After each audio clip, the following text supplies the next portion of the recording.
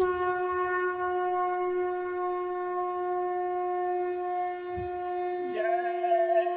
गुरुदेव। जय गुरुदेव।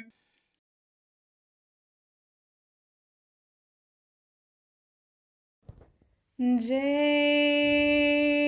गुरुदेव। जय गुरुदेव। सूरत तू दुखी रहे हम जानी। सूरत तू दुखी रहे हम जानी। सूरत तू दुखी रहे हम जानी। सूरत तू दुखी रहे हम जानी। जा दिन से तुम शब्द बिसारा। जा दिन से तुम शब्द बिसारा। मन संग यारी ठानी। मन संग यारी ठानी। सूरत तू दुखी रहे हम जानी। सूरत तू दुखी रहे हम जानी। मन मूरख तन साथ बंधानी। मन मूरख तन साथ बंधानी। इंद्रिय स्वाद लुभानी। इंद्रिय स्वाद लुभानी। सूरत तू दुखी रहे हम जानी। सूरत तू दुखी रहे हम जानी। कुल परिवार सभी दुखदाई। कुल परिवार सभी दुखदाई। इन संग रहत भुलानी। इन संग रहत भुलानी।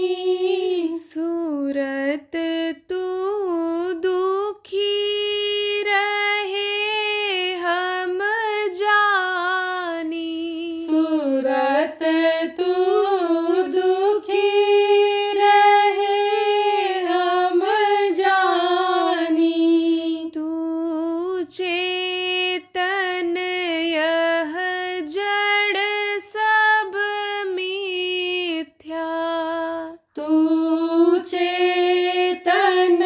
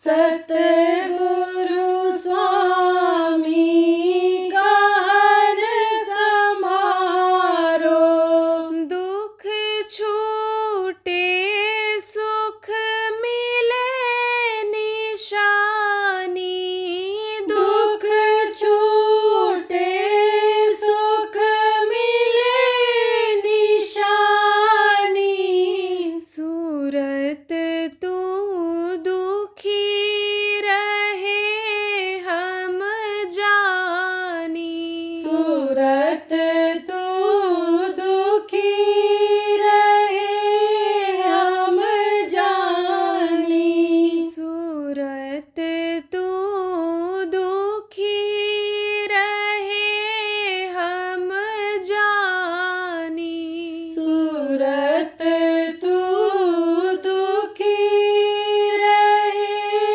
हम जानी। जय गुरुदेव।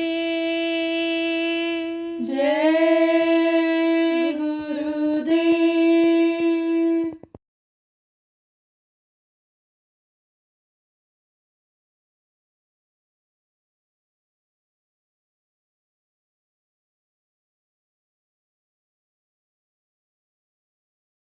देखो कहा गया एक साधे सब सद है और सब साधे सब जाए।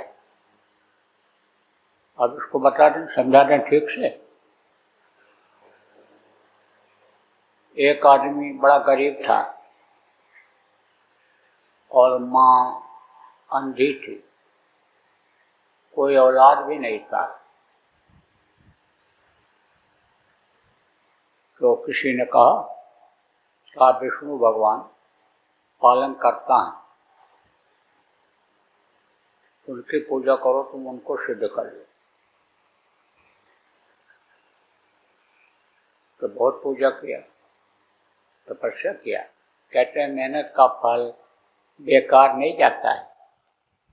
मेहनत अगर आदमी करता है कामयाबी मिलती है, और जब कामयाबी में कमी आने लगती है तब निराश हो जाता है। जैसे नामदान देने के बाद लोग एक बार लगते हैं, थोड़ी बहुत कामयाबी मिली, नहीं कुछ हुआ, मन को शांति ही मिली, नहीं कुछ हुआ तो घर का कुछ ही खत्म होने लग गया। गुस्सा बहुत आता था, उसी में कमी हो गई। लेकिन बाद में फिर उसको छोड़ देता है, कर्म आ जाते हैं इधर उधर से, पहले जैसा करता था वैसे करने लगता है। वचन याद नहीं रहते हैं कि भाई आप बदल दो अपने को, अब बुराइयों से दूर हो जाओ। तो कोई बुरे कर्म बन गए तो बाधा आ जाती है, तो निराश हो जाता है, छोड़ देता है। छोड़ना नहीं चाहिए, और ज़्यादा करना चाहिए कि आखिर हमको कुछ फ़ायदा हो रहा था तो अब क्यों नहीं हो रहा है। अब हम करने से हमको फ़ायदा मिला तो अब क्यों नहीं हो रहा है, तो अब और ज़्यादा करना चाहिए। तो मेहनत का फल कहते हैं मीठा होता है। दर्शन हुआ, अंतर में दर्शन हुआ, खुश हो गए, बोले क्या चाहता है, और कुछ तो जानता नहीं था। तो जो तकलीफ थी उसको वही याद थी, और जिसलिए उसने पूजा किया था, उनकी तपस्या किया था, ध्यान लगाया था, वही चीज़ें याद थी। तो कहा कि हम बहुत परेशान हैं। तब उन्होंने कहा ठीक है, तुमको एक वरदान मिलेगा, कुछ भी मांग लो। तो उसने कहा कि सोचा, कहा क्या मांगे, औलाद भी नहीं है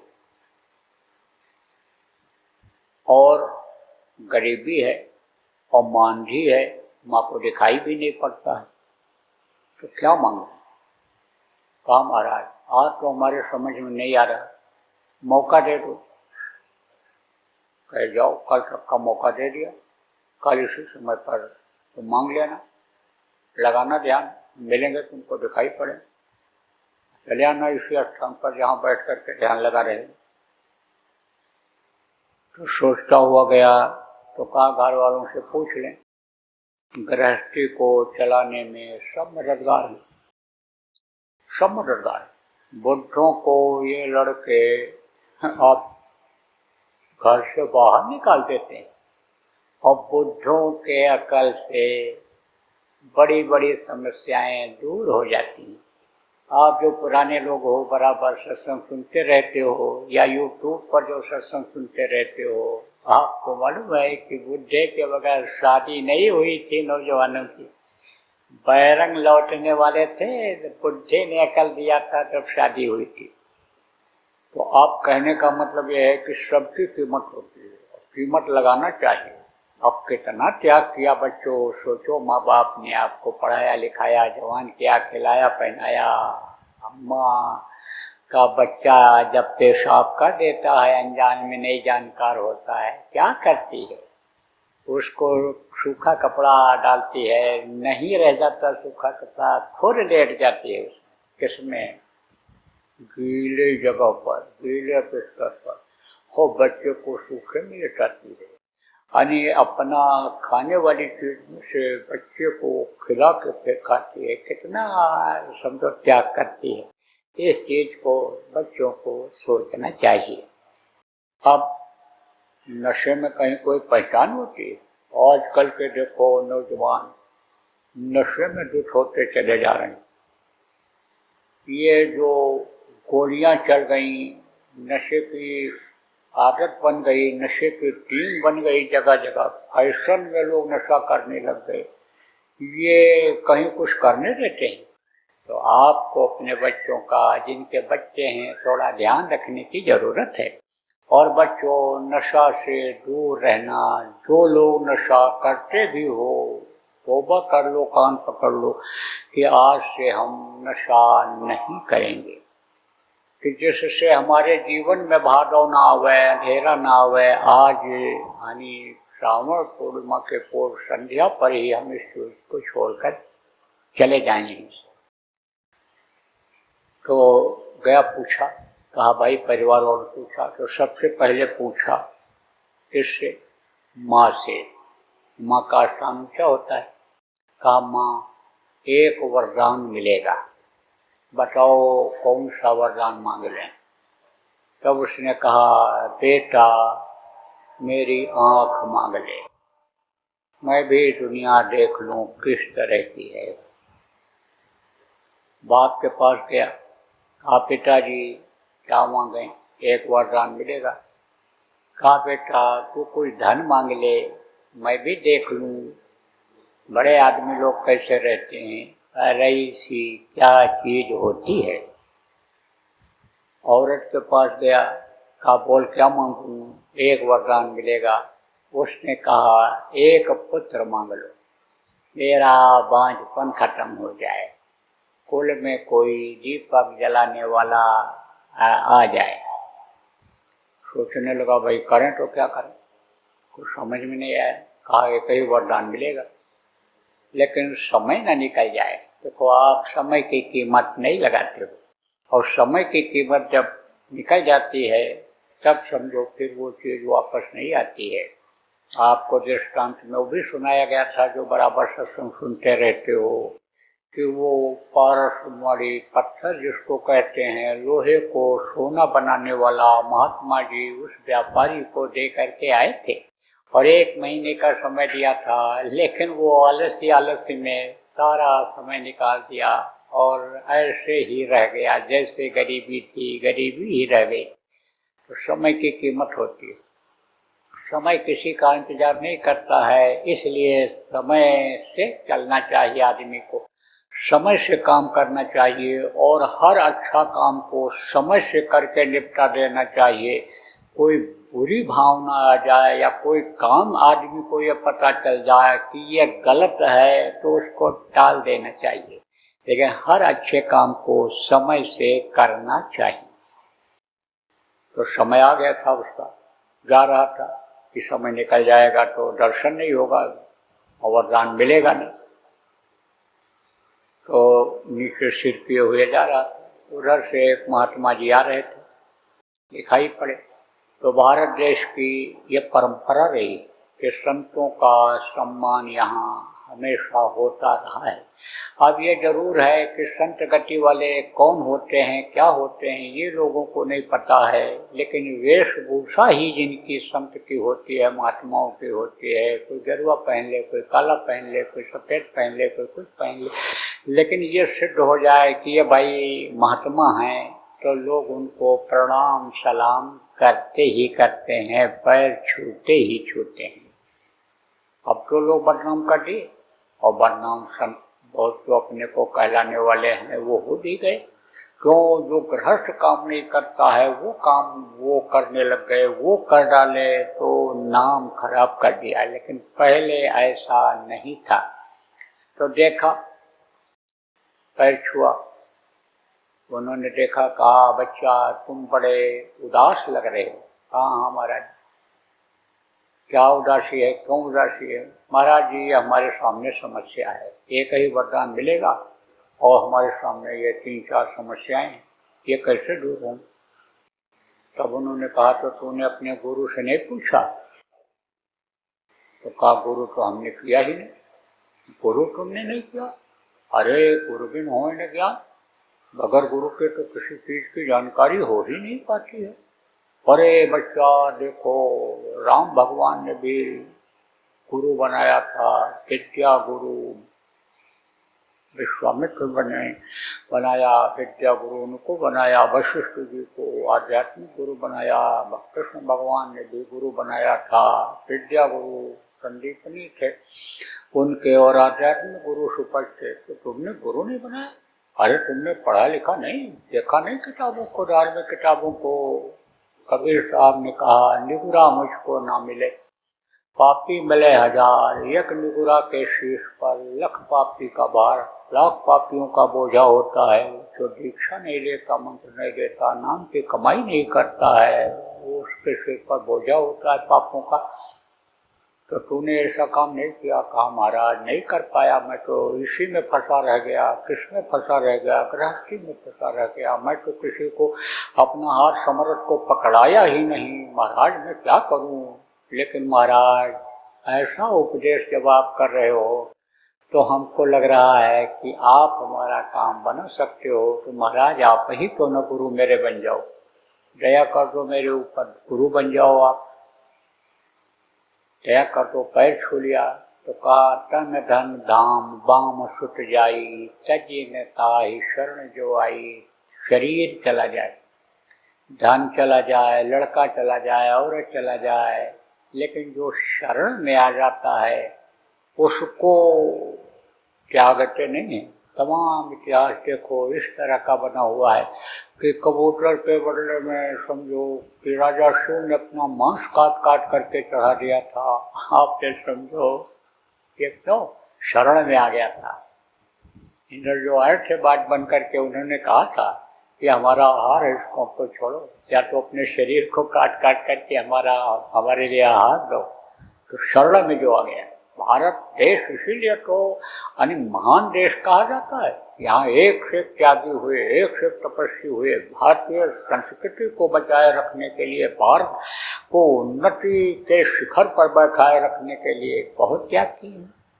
तो प्रेमियों आपको समझने की जरूरत है कि शरण में जब ये चला गया महात्मा जी, तो कहा अच्छा देख तुझको मैं बताता हूँ, जैसा बोलूं वैसा ही बोलना जाकर के। कहा महाराज वैसा ही बोले। तो कहा जाना तो कहना कि मेरे 7 मंजिला मकान पर सोने के छत्र के नीचे चांदी के कटोरा में दूध और रोटी मेरा बच्चा खाए और मेरी माँ उसको खिलावे और खाते हुए देखे। अब आप सोचो 7 मंजिला मकान कहाँ से होगा? पैसा नहीं आएगा, धन नहीं आएगा तो कहाँ से बनेगा? सोने की छत्र कहाँ से लगेगी? छतरी। और उसके नीचे चांदी का कटोरा में माँ दूध और रोटी कैसे खिलाएगी बच्चे को, देखेगी नहीं तो खाते कैसे देखेगी उसको कि मुँह धुलाते कैसे खा रहा। अब आप ये सोचो, और अगर औलाद नहीं होगा तो उसकी माँ खिलाएगी कैसे, तो उसका बांझपन भी खत्म हो गया, धन भी आ गया। और आप ये समझो कि जो चाहता था वो हो गया। तो कहते हैं ना कि एक तीर में कई शिकार हो जाते हैं। कहा एक साधे सत्य है और सब साधे सत्य है। अब मोटी बात आप समझ लो कि दुनिया किसने बनाया। आपसे पूछा जाए तो आप कहोगे भगवान ने बनाया। अब एक एक चीज के लिए दौड़ते हो, और कुछ लोग दौड़ते ही रहते हैं, काम नहीं होता है, कामयाब नहीं होते। और कुछ लोग ऐसे होते हैं कि समय भी कम देते हैं और कामयाब हो जाते हैं। दो दुकान एक साथ खोलते हैं अगल बगल, और कोई दुकान बहुत चल जाती है और कोई नहीं चलती है। अब इसका कारण बताएंगे तो आप दुकानदार नाराज हो जाओगे। बहुत से लोग, कौन लोग जो मिलावट करते हो, बेईमानी करते हो, इनमें अगर कोई हो गए तो पुराने सत्संगी तो सब छोड़ दिए, कहते हैं अरे बहुत कुछ किया। अब आप जो रास्ता बता रहे हो, जब आपने बताया इस तरह से करो तो बहुत कामयाबी मिल गई, बताते भी हैं, पछताते हैं तो बताते भी। तो आप ऐसे ही समझ लो कि अगर दुनिया बनाने वाला आपको मिल गया तो यह भी भारत देश का इतिहास है कि जो इच्छा कीन्ही मन माही और हरि प्रताप कह दुर्लभ नहीं। सती सावित्री ने देखो पति के प्राण को वापस ले लिया। हनुमान जी देखो उड़ करके गए, पहाड़ उठा करके ले आए। इच्छा क्या है? इच्छा शक्ति जग जाती है। और माँ गढ़ माँ महिमा लग माँ, ये सब सिद्धियाँ हैं, ये सब अंदर में प्रकट हो जाती हैं। और जिस चीज की इच्छा आदमी करता है वो इच्छा पूरी हो जाती है। तो कहोगे ये होगा कैसे? ये जो नामदान आपको मिला है, इसका जब जाप करोगे, आप सुमिरन करोगे, आत्मला का ध्यान लगाओगे, भजन करोगे, आवाज सुनने की कोशिश करो, इससे होगा। नियत दुरुस्त रखोगे तब होगा। शरीर को साफ सुथरा रखोगे। यह मानो मंदिर है, इसके अंदर जब कोई गंदी चीज नहीं डालोगे, मुर्दा मांस किसी भी पशु पक्षी का इसके अंदर नहीं डालोगे, अंडा मछली जब इसके अंदर नहीं डालोगे, यह साफ सुथरा मंदिर रहेगा। बाहर से चाहे न भी नहाओ, कपड़ा गंदा ही पहने रहो, वैसे सफाई तो जरूरी है, लेकिन बात आपको बता रहा हूँ, चाहे कपड़ा गंदा ही रहे, न नहाओ, 2 दिन न नहाओ, 4 दिन न नहाओ, तबीयत खराब हो जाती है। हफ्तों आदमी नहीं नहाता है तो न भी नहाओ, लेकिन अंदर की सफाई जरूरी होती है, क्योंकि ये जो साधना है अंदर की है, यह अंतर्मुखी साधना है। पूजा पाठ जो है ये बाहर मुखी है। अंतर्मुखी साधना के लिए अंतरात्मा साफ होना चाहिए, मन बिल्कुल साफ होना चाहिए, सच्चा दिल होना चाहिए। सच्चा अने देख करके वो दया करता है। अने निर्मल मन जन सो मोह पावा कहा, अने मोह कपट छल छेदन भावा। निर्मलता जिसके अंदर रहती है उसको वो प्रभु मिलता है। तो इस तरह से आप संयम और नियम के साथ जो बातें बताई जाती हैं, अगर नामों को आप इनको जो बताया गया है जपोगे, करोगे, और अगर उनमें मन नहीं लगता है तो सेवा में शरीर को लगाओगे। कहते हैं न, तन मन धन ये की सेवा होती है, इससे अगर लगोगे तो उसमें मदद मिल जाएगी। और ये सारी चीज़ें जो है दुनिया की, ये सुलभ हो जाएंगी, आसान हो जाएंगी। और शब्द पकड़ में जब आ गया तो यानी आप ये समझो कि शब्द पकड़ में आ जाता है तो उसको काल नहीं पकड़ सकता, उस पर कोई दांव उस पर नहीं आता है ना। तो समझो कि शब्द जब पकड़ में आ जाएगा तो किसी का जोर नहीं चलेगा, कोई बाधा नहीं आएगी, फिर तो जीवात्मा को खींच करके उस मालिक तक पहुंचाएगा।